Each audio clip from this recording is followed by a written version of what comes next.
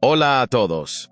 Hoy nos sumergimos en una historia inspiradora del Campeonato Europeo de Robótica de marzo de 2024, celebrado en Italia, donde equipos de institutos de toda Europa se reunieron para competir por una oportunidad de llegar al Campeonato Mundial de Houston. Entre ellos había 4 equipos de Lituania, que inicialmente protestaron por la inclusión de participantes rusos, pero que finalmente decidieron competir. Sin embargo, 2 equipos, Lituanica x iLitbot, se enfrentaron a un dilema cuando tuvieron que aliarse con equipos rusos para clasificarse, optando por la integridad antes que por la competición. Izaron las banderas de Lituania y Ucrania en solidaridad contra la invasión rusa. Su protesta les restó puntos, lo que les impidió clasificarse, pero simbolizó una tendencia más amplia en los países bálticos, la desrusificación en respuesta a la guerra de Ucrania. En este vídeo, profundizaremos en las razones de este importante cambio, empezando por un repaso a la historia. Volvamos a la historia. El 15 de junio de 1940, la resistencia inicial de Francia a sus ocupantes nazis finalmente se desmoronó. Francia cayó, abriendo la puerta a Adolf Hitler y su régimen para lanzar un ataque contra Gran Bretaña. Aunque ese acontecimiento desencadenó los días más oscuros en Europa para muchos países que participaron en la Segunda Guerra Mundial, José Stalin y sus compinches soviéticos vieron una oportunidad para consolidar el poder, al tiempo que reforzaban las defensas de la Unión Soviética contra las fuerzas nazis. Stalin envió un ultimátum a Lituania, uno de los 3 estados bálticos que bordean el mar Báltico y, en aquel momento, uno de los países que podía proporcionar a Stalin un camino despejado hacia Finlandia. Stalin quería Finlandia. Ya había concentrado los ataques contra el país para reclamarlo como territorio soviético, por lo que su ultimátum a Lituania era sencillo. Debía formar un gobierno que fuera aceptable para la Unión Soviética, además de permitir que todas las tropas que Stalin quisiera atravesaran el país en su camino hacia Finlandia. Antanas Smetona, el presidente de Lituania, huyó rápidamente del país, lo que llevó a la instalación de un gobierno popular que permitió el acceso de los soviéticos. En los días siguientes, Stalin lanzó ultimátums similares a Letonia y Estonia, con resultados parecidos en ambos países. El cambio en los países bálticos fue rápido. Los partidos comunistas de cada país, que antes eran extremadamente pequeños y tenían poca influencia sobre los bálticos, se convirtieron de repente en las fuerzas políticas más poderosas de las 3 regiones. Los propios soviéticos se pusieron a trabajar con estos partidos para crear un nuevo régimen, ignorando las constituciones que cada uno de los 3 países tenía en vigor mientras asimilaban Lituania, Letonia y Estonia a la Unión Soviética. La propiedad se nacionalizó. Comenzaron las deportaciones masivas, principalmente de mujeres y niños, que fueron enviados a las regiones desérticas y árticas más inhóspitas de la Unión Soviética. En total, Letonia y Lituania perdieron 35,000 personas en estas deportaciones, pero Estonia se llevó la peor parte. El país perdió 60,000 personas. Las deportaciones continuaron incluso cuando los nazis llamaron a la puerta de los países bálticos. Al principio, muchos bálticos consideraban a los nazis sus libertadores. Esperaban que Alemania forzara la salida de la Unión Soviética, lo que permitiría a cada estado restablecer gobiernos independientes y devolver las propiedades nacionalizadas a sus propietarios originales. Eso no fue lo que ocurrió. En su lugar, Alemania convirtió la región del Báltico en una nueva unidad territorial a la que denominó Ostland, e inició una campaña de nazificación. El apoyo báltico a Alemania desapareció, y los 3 países pasaron el resto de la guerra enfrentados a Alemania y la Unión Soviética. Eran poco más que peones en una guerra global, y los estragos de esa guerra quedaron patentes cuando finalmente terminó. Lituania perdió el 15% de su población en los combates, Estonia el 25% y Letonia, la más afectada de las 3, vio disminuir su población en un 30%. Se calcula que las pérdidas totales durante la guerra y la ocupación en los 3 países durante la Segunda Guerra Mundial ascendieron a 520,000 personas.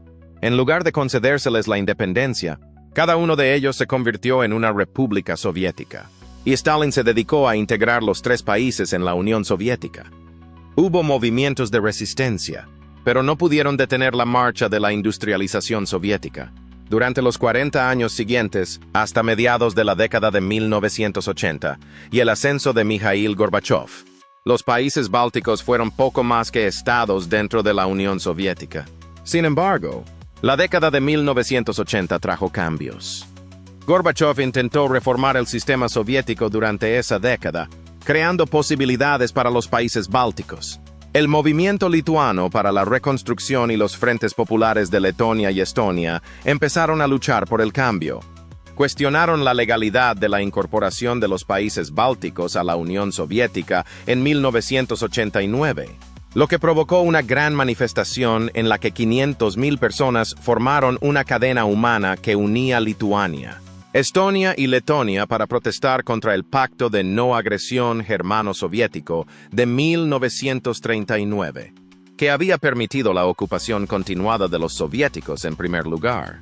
Finalmente, 1990 trajo consigo un verdadero cambio. Los tres países celebraron elecciones propiamente dichas por primera vez en décadas, y los tres votaron a partidos independentistas. Con el colapso de la Unión Soviética, Lituania, Estonia y Letonia pasaron la década de 1990 estableciendo de nuevo su independencia.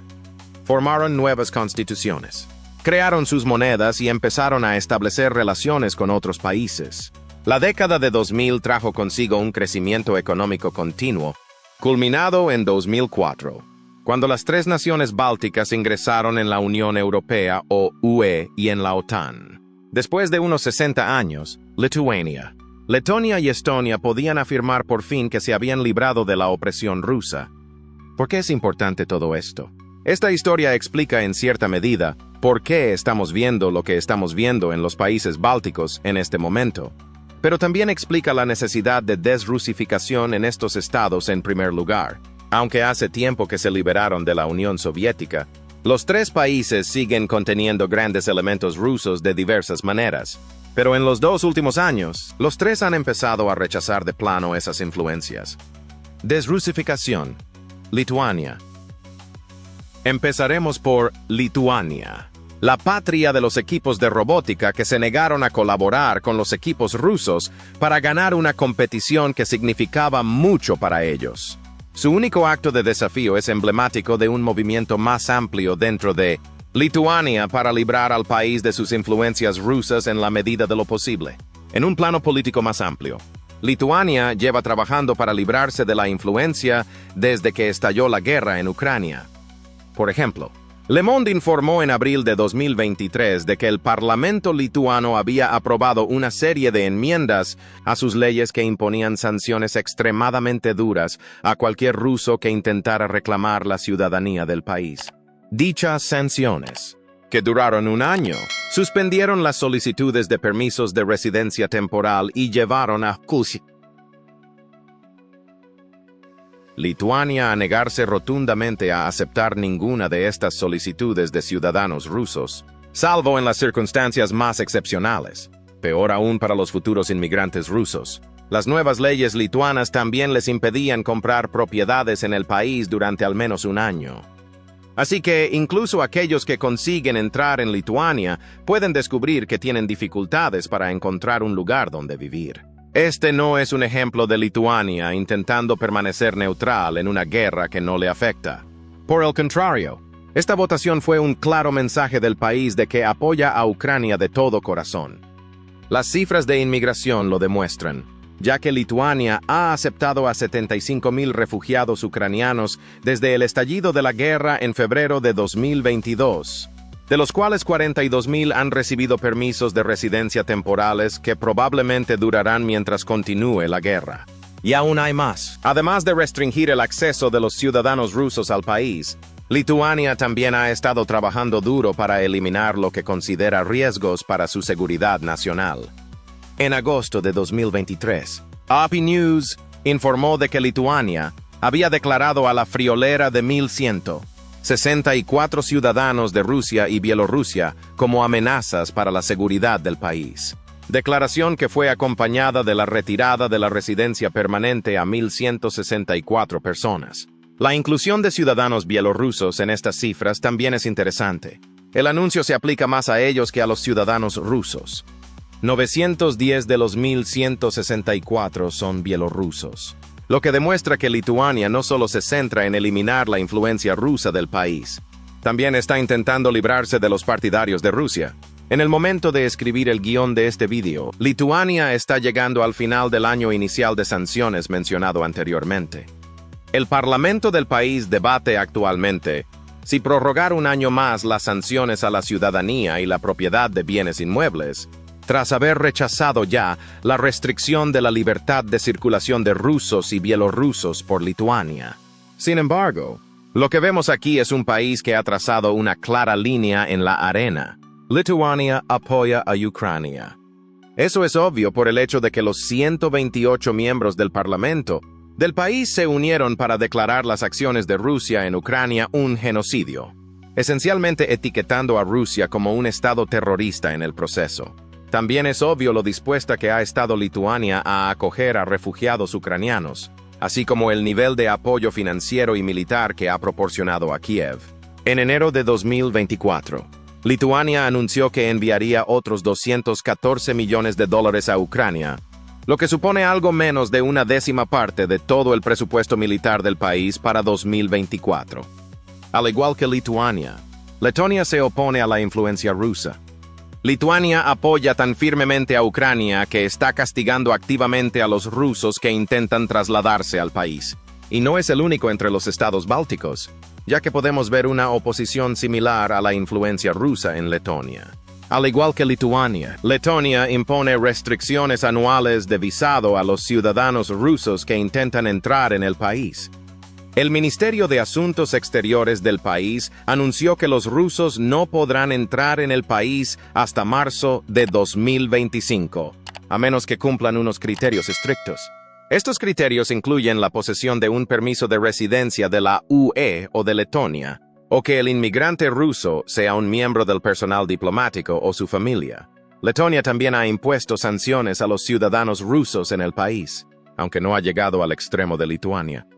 Por ejemplo, abril de 2023 trajo consigo informes de que el país aplicó sanciones contra 10 personas rusas relacionadas con la condena por el Kremlin de un defensor de los derechos humanos llamado Vladimir Kara-Murza. El presidente de Letonia, Edgar Zrinkovich, instó a la UE a imponer restricciones similares a las 10 personas en cuestión.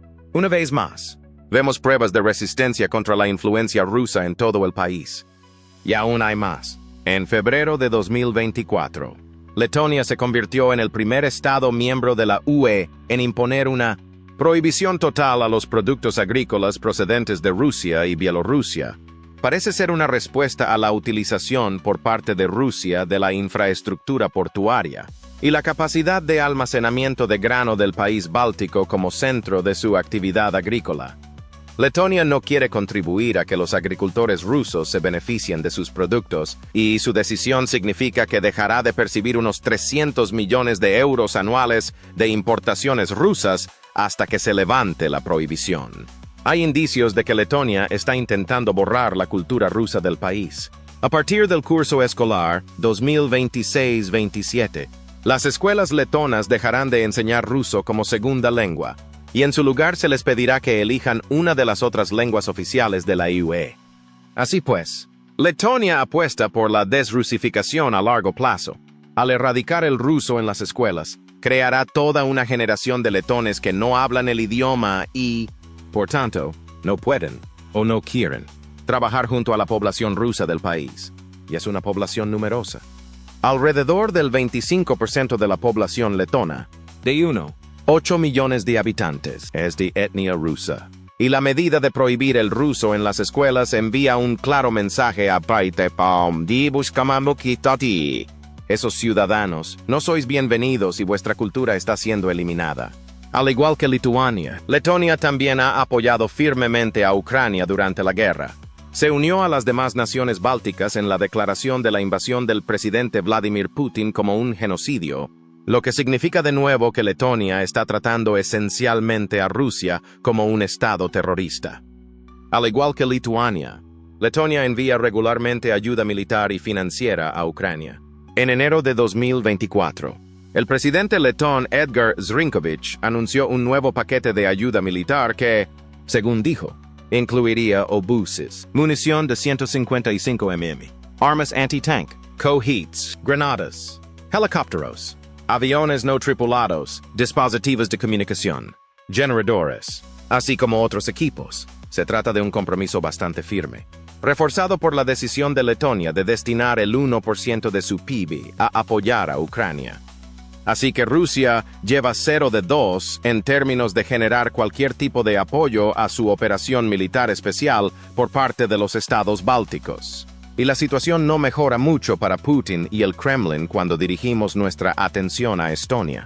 En septiembre de 2022, Estonia prohibió la entrada en el país a todos los titulares de visados rusos que desearan visitarlo con fines relacionados con el deporte, el turismo, la cultura o simplemente para visitar a familiares y amigos.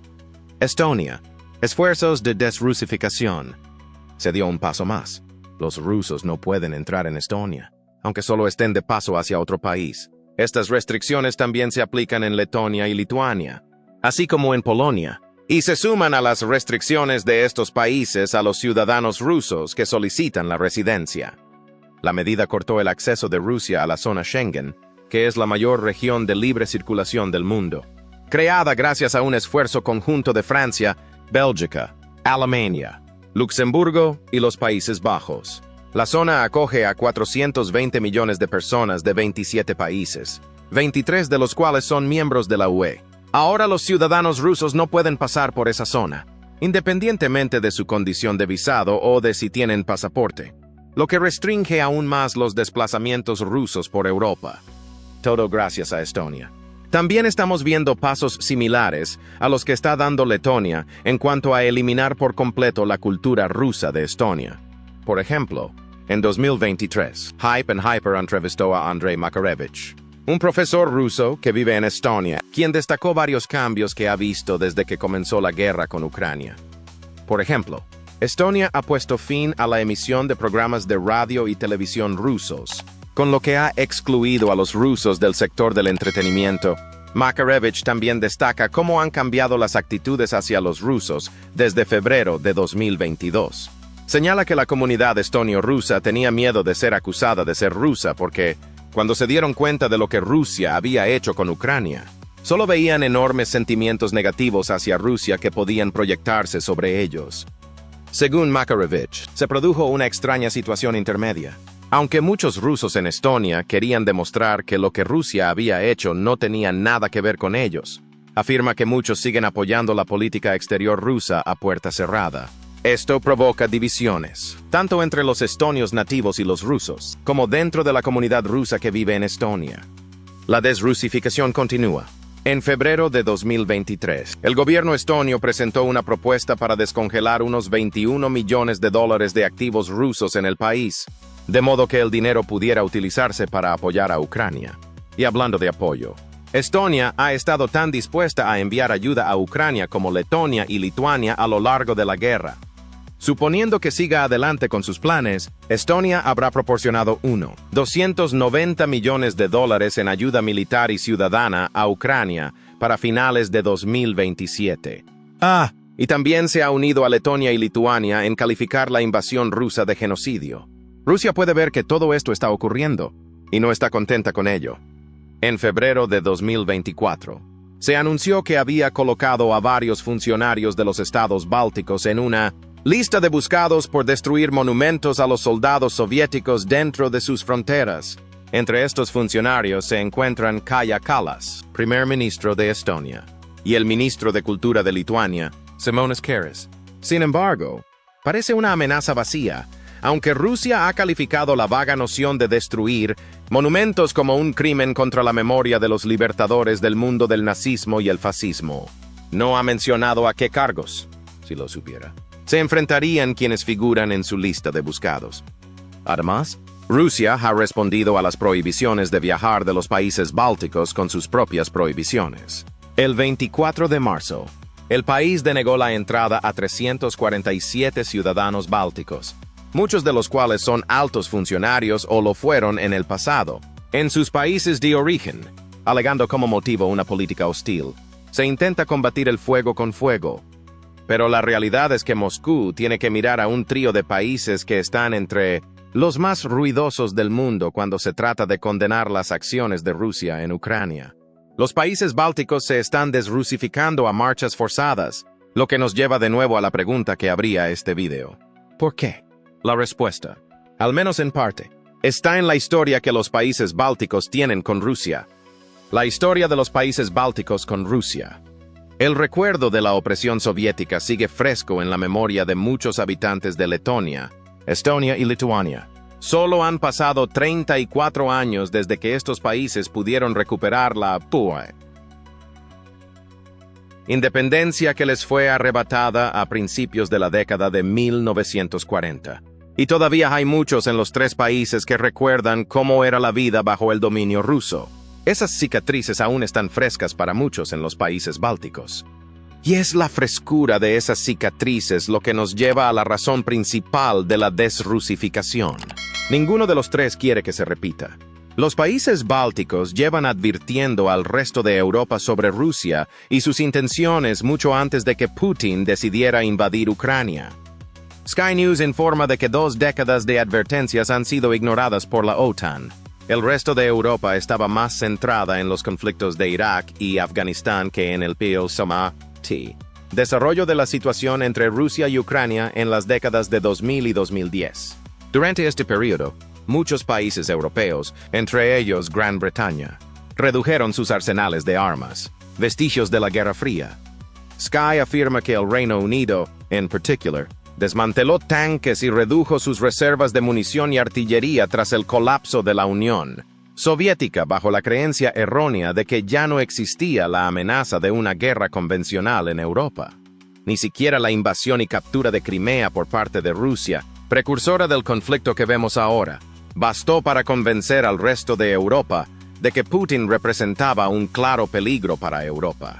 Mientras tanto, los estados bálticos hacían sonar alarmas que no se escuchaban, lo que provocó que el resto de Europa se sorprendiera por la decisión de Rusia de invadir Ucrania. Al menos, esa es la opinión de Radoslav Sikorski. Como ex-ministro de Asuntos Exteriores polaco, habló con políticos sobre las advertencias que Polonia y los países bálticos intentaron hacer a la OTAN durante los 20 años anteriores a la invasión rusa. Señala que las naciones del este, las que limitan con Rusia o están cerca de ella, se toparon con muros de ladrillo cada vez que se pusieron de acuerdo con la OTAN para aumentar el despliegue de tropas en su territorio. Sikorski señala que todos fueron ignorados cuando empezaron a llamar la atención sobre la campaña de ciberataques de Rusia. A veces Sikorski llevó las cosas más lejos, como cuando comparó el proyecto de gasoducto Nord Stream de 2006 entre Rusia y Alemania con el pacto Molotov-Ribbentrop de 1939, que dividió a su país entre la Unión Soviética y los nazis. Puede que Sikorski se pasara un poco con esa comparación, pero el sentimiento estaba claro. Europa ignoraba la creciente amenaza rusa. Los europeos occidentales nos han tratado con condescendencia durante 30 años, declaró a Politico. Nos trataban con condescendencia por nuestra actitud. Ya saben que los centroeuropeos, demasiado nerviosos y sensibles, tienen prejuicios contra Rusia. Pero quizá no fuera así. En lugar de que Polonia y los países bálticos tuvieran prejuicios contra Rusia, estaban lanzando advertencias porque entendían a Rusia mejor que cualquier otro país de Europa. Todos han sido objeto de las reivindicaciones territoriales del país, especialmente durante la época de la Unión Soviética, y quizá vieron algo en las políticas de Putin que nadie más vio. Ahora se encuentran en una posición en la que pueden decir, os lo dijimos, al resto de Europa y, por extensión, a la OTAN. Y no es que estas advertencias fueran infundadas. En 2007, los servidores informáticos de Estonia sufrieron un ataque masivo de denegación de servicio distribuido, o DDoS, que dejó fuera de servicio sitios web privados y públicos del país. Estonia permaneció prácticamente cerrada durante varias semanas, lo que provocó el despliegue de alrededor de 1 millón de ordenadores zombies que podían ayudar a los atacantes a espiar la red informática del país. Estonia estaba convencida de que Rusia había organizado los ataques, pero al igual que Sikorski, fueron recibidos con comentarios condescendientes por el resto de Europa. Eso según Thomas Hendrik Ives, presidente de Estonia en aquel momento, que afirma que los aliados del país en la OTAN le dijeron que no sabía de lo que estaba hablando y que simplemente estaba siendo rusófobo. Pero la realidad parece ser que estos países estaban viendo e informando de los disparos de advertencia rusos, y sus informes acabaron cayendo en saco roto. Solo cuando Rusia pasó a la acción más directa de invadir un país entero, Europa y la OTAN empezaron a prestar atención. Los países bálticos esperan que ambos hayan cambiado ahora de actitud. Eso se debe a que ven el riesgo que conlleva una victoria rusa en Ucrania. Si Putin triunfa, creen que hay muchas probabilidades de que vuelva su atención hacia ellos. Al fin y al cabo, Letonia y Estonia han sido antes territorio ruso. Para los países bálticos, sus esfuerzos por desrusificar envían un mensaje claro a Putin de que no quieren tener nada que ver con él, ni con Rusia, ni con los esfuerzos de su país. Pero también envían un mensaje a los aliados bálticos. Ya se lo advertimos antes, hagan algo con Rusia ahora, o nosotros, y el resto de Europa por extensión, podemos enfrentarnos a problemas aún mayores en el futuro. Los partidos prorrusos de estos tres estados están ahora prácticamente obsoletos. Los tres están decididos a mantener a los rusos fuera y a mostrar su apoyo a Ucrania. En conclusión, la guerra en Ucrania resuena profundamente en los estados bálticos, ya que temen convertirse en el próximo objetivo de la agresión rusa. Su desrusificación refleja un fuerte deseo de independencia y el reconocimiento de la amenaza que supone Rusia. ¿Qué opina usted? ¿Está justificada su respuesta o están exagerando? Comparta su opinión en los comentarios. Gracias por vernos y no deje